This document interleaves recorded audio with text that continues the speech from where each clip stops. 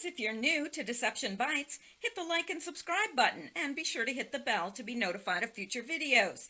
If you wish to support the channel, the links are in the description below. Now, fasten your seatbelt. Here we go.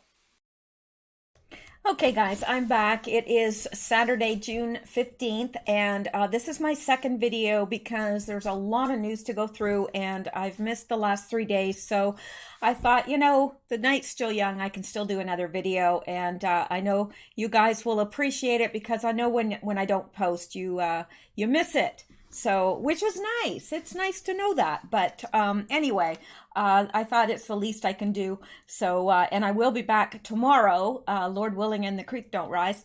So, yeah. So let's get into this. Again, there's no Q posts, but lots of Q news. So let's get into it.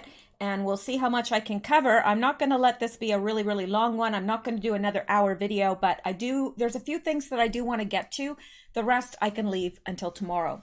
All right, this is one of them right here that I wanted to show you because it seems right now that there is superbugs are just on the rise, everything.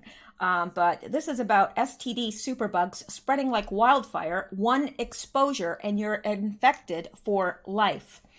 A good reason to stay monogamous, faithful to your spouse or your significant other one.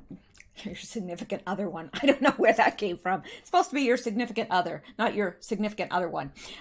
Yeah, don't know where that came from. All right.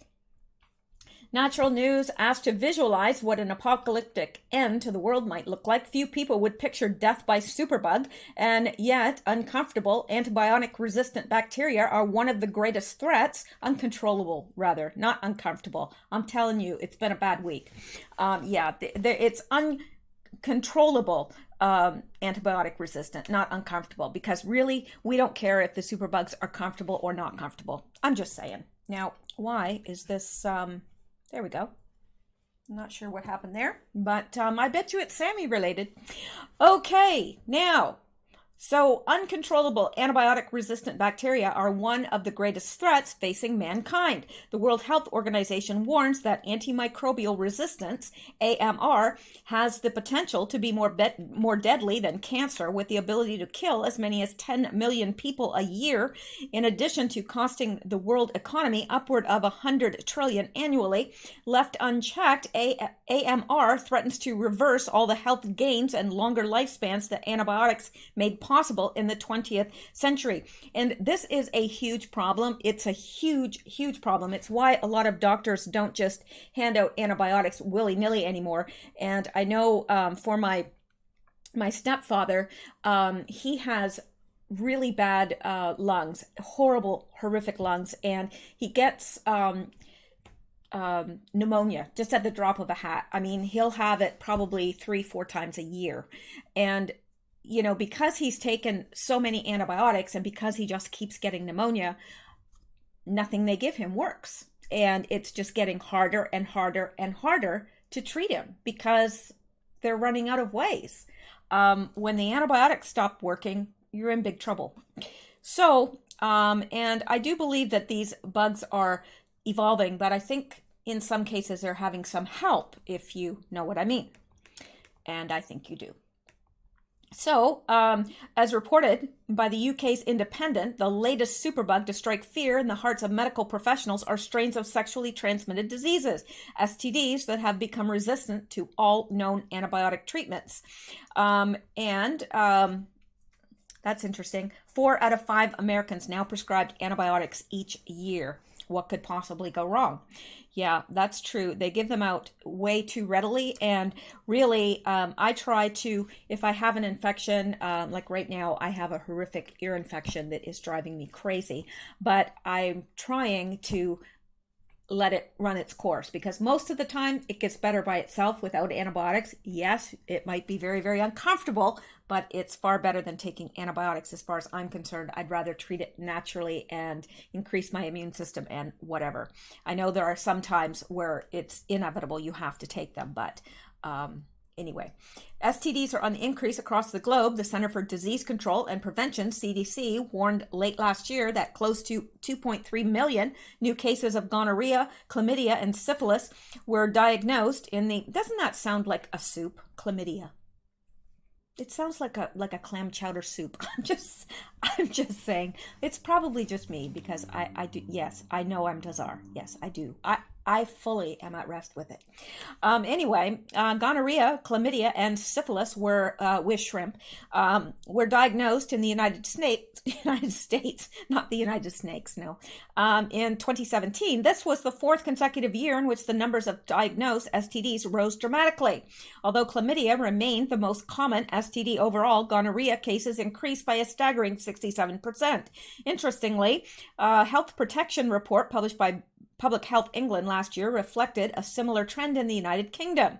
Now, gee, this couldn't have anything to do with the increase in wanton sexual activity. It seems like now, you know, I don't even want to use that word, but the more promiscuous you are, let's use that term, you know, it seems like the more popular you are, and the more, you know, I don't know. I don't get it.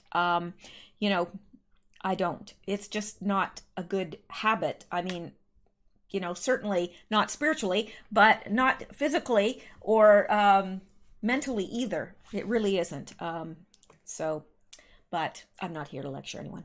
Gonorrhea diagnoses in England have risen to the highest level in 40 years and jumped 26% since 2017, sparking warnings from health chiefs about the threat from drug-resistant strains. The biggest increase in gonorrhea, where there were 56,256 cases diagnosed, 14,000 more than in 2017. Gonorrhea, also known as the clap on, clap off. All right. Is one of the most common STDs. It can cause a white, yellow, or green inflammatory discharge, from the penis or vagina, along with painful urination and, in some cases, painful, swollen testicles. I hate when that happens. After the discovery of penicillin, the disease became more than an inconvenience, but has gradually changed over the years, as has everything else. Everything seems to be getting worse. Penicillin remained a reliable clap killer until 1976, when the mutating microbe finally gained the upper hand over the go-to antibiotic. Over the following decades, gonorrhea quickly overpowered each new antibiotic that doctors threw at it. In 2007, the afflicted could rely on only one class of drugs called cephalosporins. By 2012, the CDC recommended switching from an oral form of cephalosporin to an injectable version that would pump higher concentrations into the patient's bloodstream. Now, gonorrhea has mutated to I hate when gonorrhea mutates, to become resistant even to cephalosporin. Cases of super gonorrhea, well, doesn't that sound festive? Super gonorrhea have been reported in several countries, and experts like infectious disease specialist Dr. Peter Leone believes that gonorrhea will soon conquer the last few remaining drugs that still have some effect on it. Well, isn't that something to look forward to? Yeah. Why the increase? Public Health England attributes the 249% increase in gonorrhea cases between 2009 and 2018 to increases among gay, bisexual, and other men who have sex with men, referred to collectively as MSM. In addition, a British YouGov survey revealed that about half, 47% of all youngsters between the age of 16 and 24 admitted to having sex with total strangers without using a condom, while 1 in 10 said they never used a condom. They had never used a condom. Yeah, that's an issue. 47%. That's alarming. Half of all youngsters between 16 and 24 have sex with total strangers without using a condom, and 1 in 10 say they have never used a condom. Wow. Clearly, promiscuity and lack of sexual safety precautions are causing the dramatic increase in the number of STD cases. With STD superbugs on the rise, this type of irresponsibility will likely have grave consequences in the future. Yes, grave consequences. Absolutely, it will. Now, let's go, because we have another one to get to here.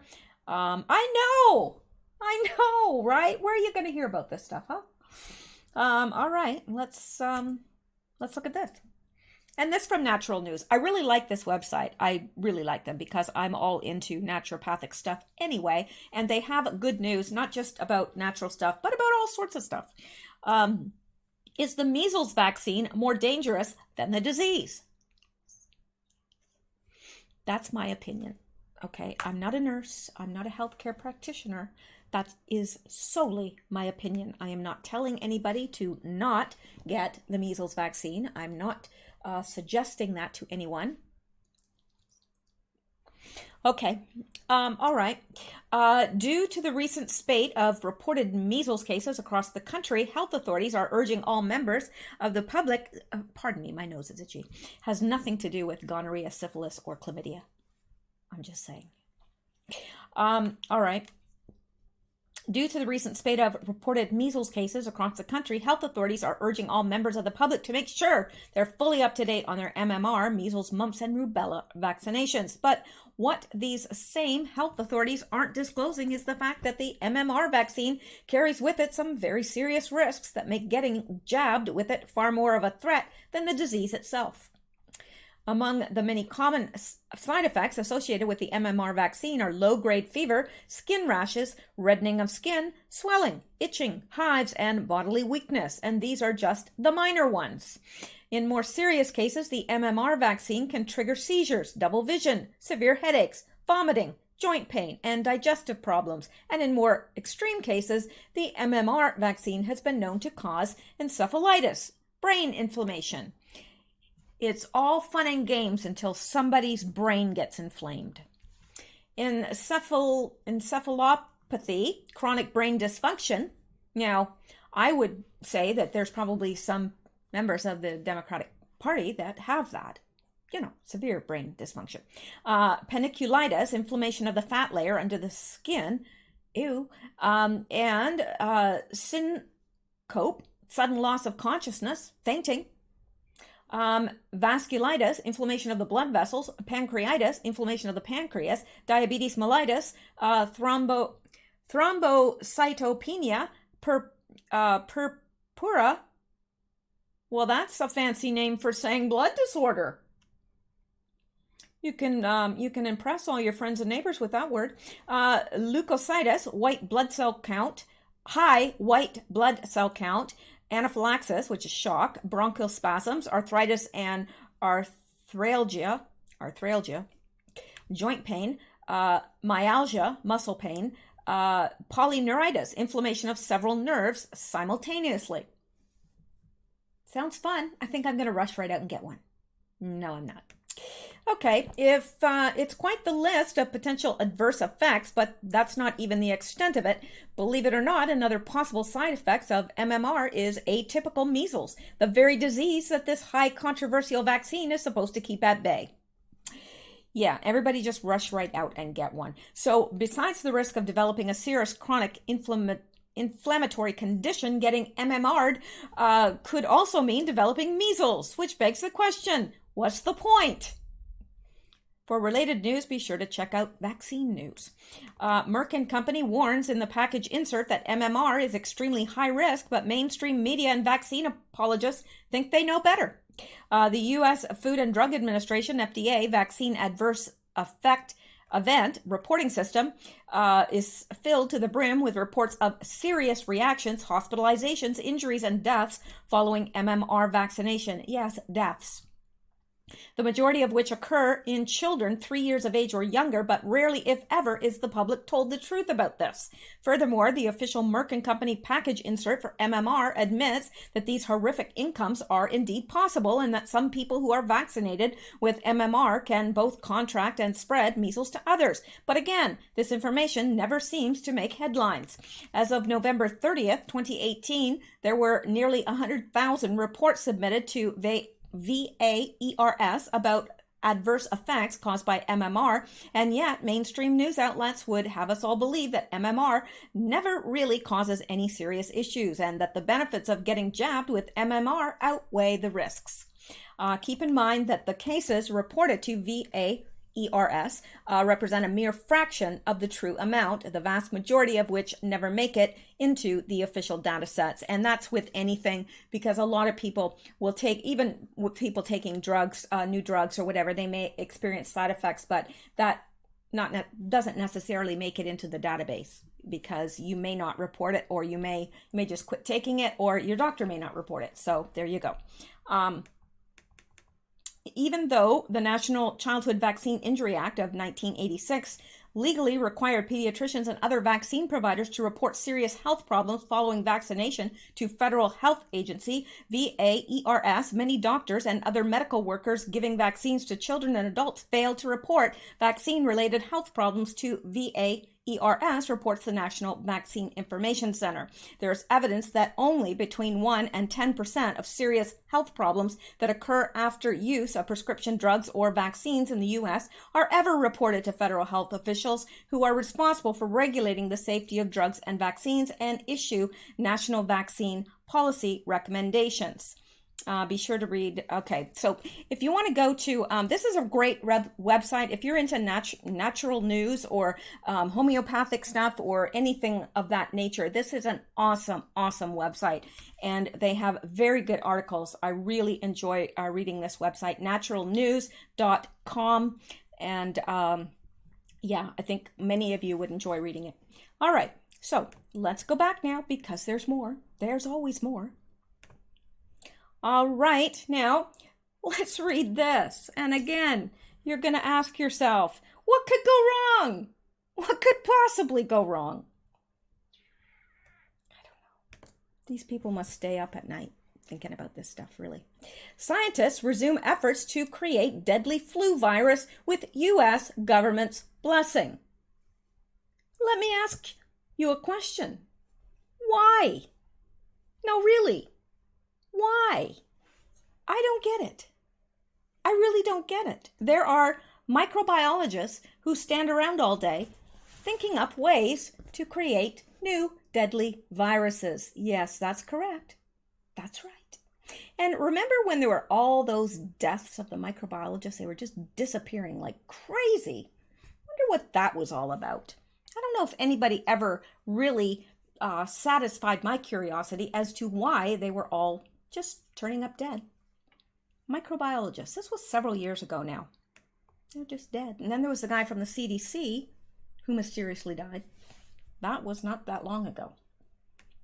Interesting. For more than a decade now, 2 scientists, one in the US and one in the Netherlands, have been trying to create a deadly human pathogen from avian influenza. That's right. They're trying to turn bird flu, which does not normally infect people, into a human flu. Right.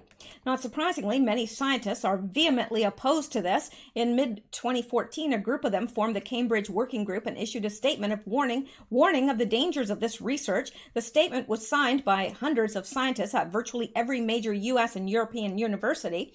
In response to these and other concerns, in October 2014, the U.S. government called for a pause in this dangerous research. NIH Director Francis Collins said that his agency would study the risks and benefits before proceeding further. Risks and benefits? What are the benefits, really? Seriously. And, here's the thing. Gee, these deadly, let's say they succeed and they manage to cross the bird flu with human flu so that it's, like a human bird flu. Well, what are the chances of that getting out of a laboratory? Oh, none, you say. Pfft, right.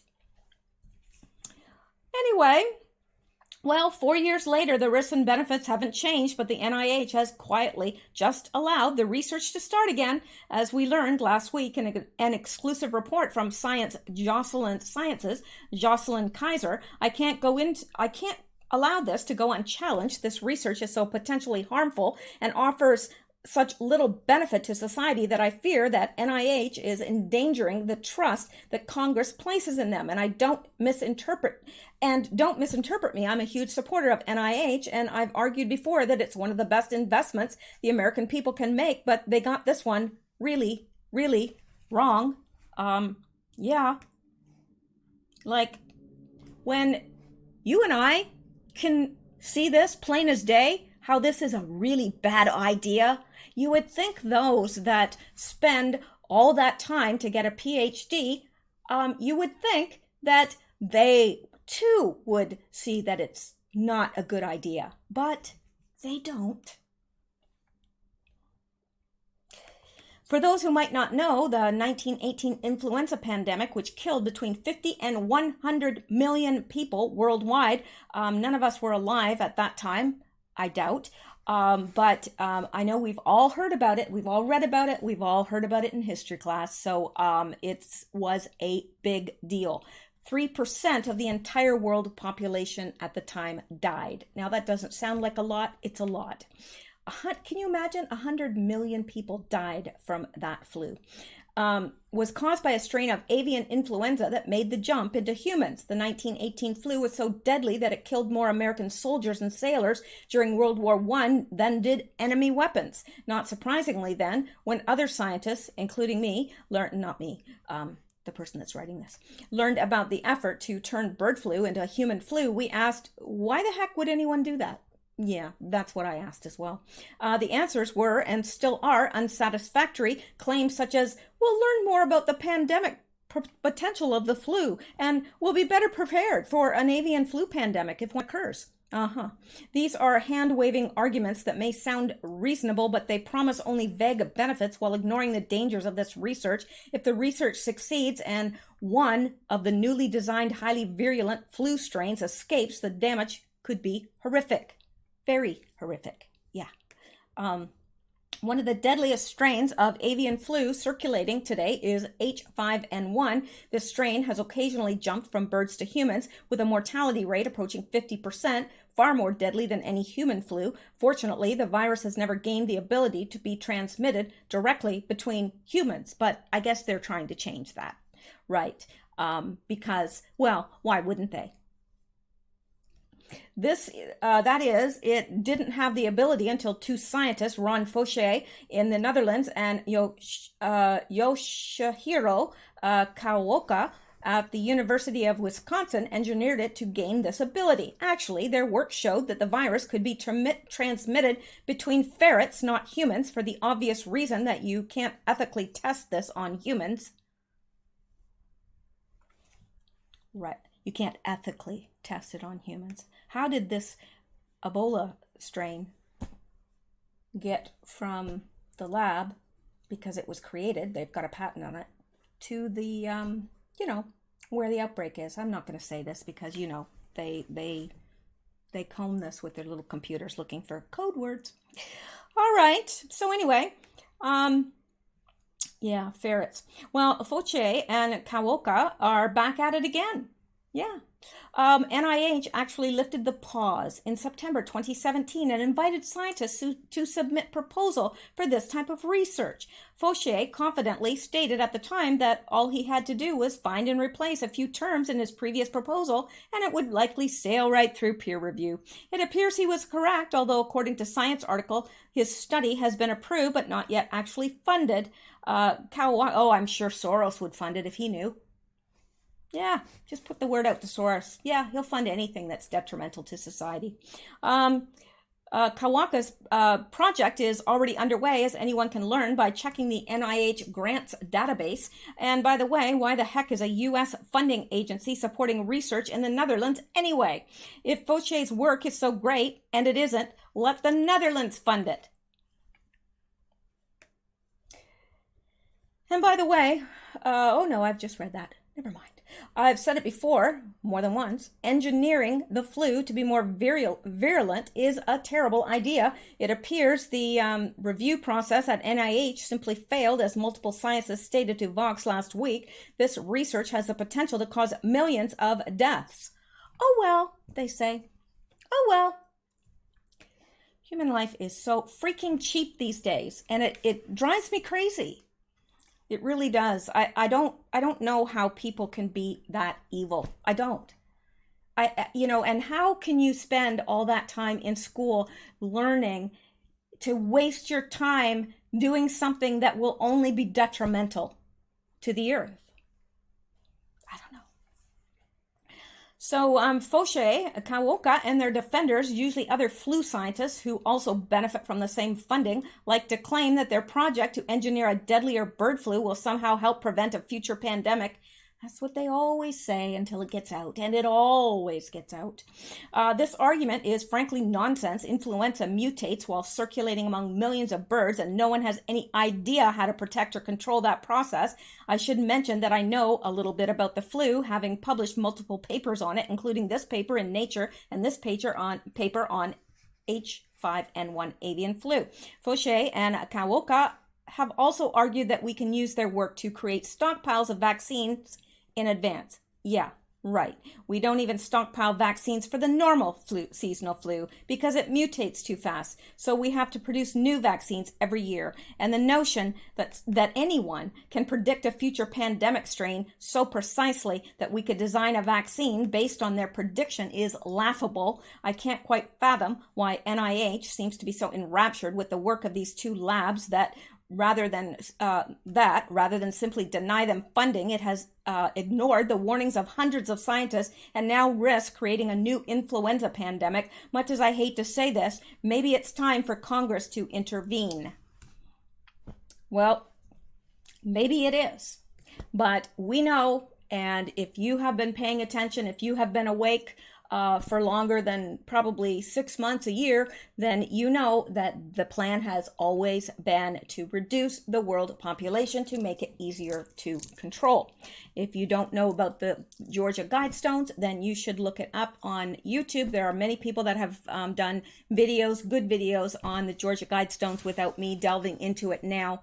But and there are all sorts of documentation, official documentation that has been the plan to reduce the population. So we should not be surprised by this, but it's just so diabolical. I don't know. It's worse than, an evil mad scientist could come up with. Anyway, it's like a bad plot for a movie, except it's really happening. Okay, now this is something, again, that may surprise you. It did me. Meet Warren Wilhelm Jr. He worked for the Quixote Center, which strongly supported the Marxist-Leninist ruling government of Nicaragua, the Sandinista National Liberation Front. Warren, better known as Bill de Blasio, is the current mayor of New York. He also announced he's running for president. Well, doesn't he look like a fine, upstanding fellow? No. None of them are who they say they are. That is true. Now, do you think if everyone knew that, they would, well, some people wouldn't care. It wouldn't matter. It wouldn't matter if he killed his grandmother. Really. Some people don't care. They just don't care. Okay. Now, let me see this, because I'm not sure if I'll be able to actually read this to you, because, okay, who likely to declare this right here, an international emergency, according to experts. Well, it is an international emergency, and I believe that some of these things like dengue are actually code for this, because I don't believe that dengue has mutated that much that it's now hemorrhagic. It never was before. It didn't kill people. Like I said, it would make you wish you were dead, but it didn't kill people. It would make them very sick, and it would make them susceptible, because apparently, from what I was told, that years down the road, you can still have recurrences, and you feel like your bones are breaking, and like your bones ache that much. But it was never hemorrhagic. So how did that happen? Don't know, but I'm not going to read that because, like I said, they are removing those from the from YouTube, and there has to be a reason why, right? Because if it's not a threat, if it's not an issue, why wouldn't they leave it? I mean, it's coming from reliable news sources. That was from Reuters. So what's the risk? Don't want people to know. That's it. All right, now let's come down here. As you know, this outbreak has now crossed into Uganda. So I'm not going to say the name, but you know what it is. So that is a big issue. Now, the Center for Disease Control has no requirement for vaccination proof when migrants enter the USA from other countries. Custom and Border Patrols are saying migrants with tuberculosis and measles, excuse me, are coming across our border, and snowbola is also now a concern. Unreal. I know when I immigrated to the US legally, I had to either give them proof of vaccination or I had to be vaccinated. And because I didn't have proof of all my vaccinations, I did have to be revaccinated to enter the US, to be able to stay there. And I understood that. I understood being screened for any communicable diseases and anything that might put Americans at risk. So why is it not happening now? I'd like to know that. Wouldn't you? And this from Mercy for Animals. Experts say that this is the biggest animal disease outbreak the world has ever seen. Pig Ebola is the biggest animal disease outbreak the world has ever seen. By the end of the year, an estimated 200 million pigs in China will die or be killed as a result of the disease. Pretty wild. Now, you know, I am going to go because I usually have a glass of water here, but I left it over there, and I am feeling a frog in my throat, or I don't know, could be a llama. I don't know. It's something furry and very irritating. So I don't want to cough through this, and so I think I'm going to, let me just go through here to see if there's anything I have to get through. Well, Friday, more winning. The Justice Department released Friday its legal opinion supporting the Treasury Secretary's refusal to hand over President Donald Trump's tax returns. So that is good news. But I think I'm going to leave it there. I will be back tomorrow, and I will be covering additional things and different things, because wouldn't it be boring if I covered the same things? Of course it would. All right, so I'm going to leave it there for tonight, and I will get this uploaded.